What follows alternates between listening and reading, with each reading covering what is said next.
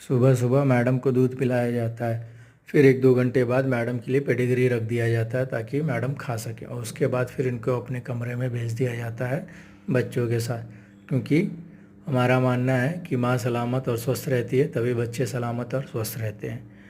आप लोगों को ये वीडियो कैसा लगा कमेंट्स में प्लीज़ बताइए, और ज़्यादा से ज़्यादा सपोर्ट कीजिए। धन्यवाद।